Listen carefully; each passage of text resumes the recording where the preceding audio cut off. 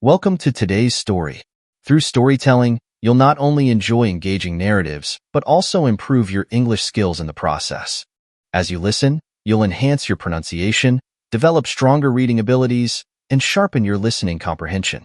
Stories are a powerful way to learn, and we're here to guide you on this journey toward fluency.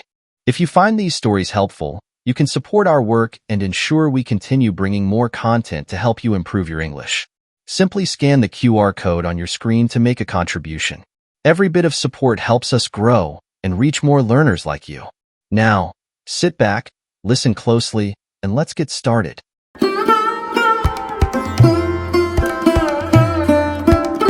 His story offers a gripping tale of family dynamics, secrets, and manipulation, highlighting the complexities that can arise within a marriage arranged under pressure.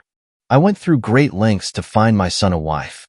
He was in love with a girl I didn't approve of, and I convinced him to marry someone I thought would be better for him, someone simple and respectful. Kamud, a girl from a small town, was the kind of daughter-in-law I believed would bring peace and stability to our family. When Kamud joined our family, everything seemed fine. She was homely, respectful, and took care of the household. My son, Ervind, seemed content, and I felt reassured that I had made the right decision. For the first 10 months, everything went smoothly. But then, one night, around 2 a.m., I heard loud, unsettling screams coming from my son's room. I recognized the voice. It was Kamud. The screams were sudden and intense, but then quickly stopped. My husband heard them too, but we decided not to intervene in the middle of the night. In the morning, my daughter asked, "Mom, who was screaming last night?" I brushed it off, thinking it must have been something outside. But deep down, I knew something wasn't right. Kamud's behavior changed from that day. She became quiet, withdrawn. I figured there was tension between her and Ervind, but I didn't press for details. The next night, the same thing happened. At exactly 2 a.m., the screaming started again, and it went on for 10 long minutes. My daughter was terrified, and this time, I wanted to go straight to their room. But my husband stopped me and said, "Let's wait until morning." The next morning, I approached Ervind. His face was pale, and he avoided eye contact. When I asked why Kamud was screaming, he just shrugged it off, claiming everything was fine. But his silence said otherwise. I confronted Kamud, but she also denied anything unusual, saying she didn't remember anything from the night before. Both of them were clearly hiding something. As the nights passed, Kamud's screams continued at the same time, every night. I couldn't sleep. My mind raced with questions. What on earth was happening in that room? Then, one night, something unimaginable happened.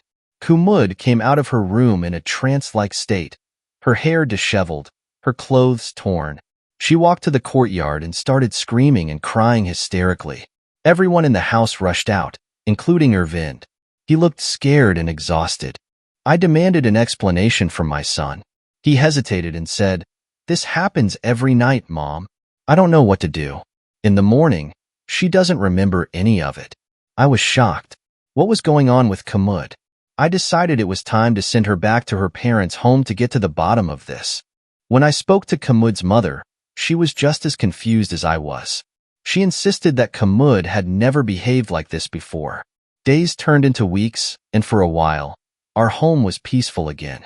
I began to feel a mix of guilt and relief, but my son, too, seemed worn down by the entire ordeal.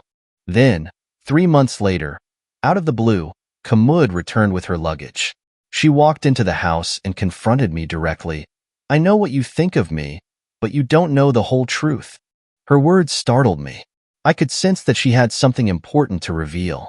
When Ervind returned home and saw her, he became furious. "Why is she back here?" he shouted. "I can't live like this anymore." But Kamud stood her ground, saying, "Tell them the truth, Ervind. Tell them why I was acting like that." I was stunned. "What is she talking about?" I asked. Kamud then revealed the truth that made the ground feel like it had been pulled from under my feet. From the very first night, it was my son who had convinced her to fake those episodes. He had hoped that the fear would drive us to agree to let them move to the city and live separately. When she refused initially, he pressured her, saying it was the only way to break free from family obligations. I couldn't believe what I was hearing. My son had orchestrated everything, and Kumud had been a reluctant participant in his plan. The marriage, which I thought was built on traditional values, was unraveling into something I couldn't have imagined.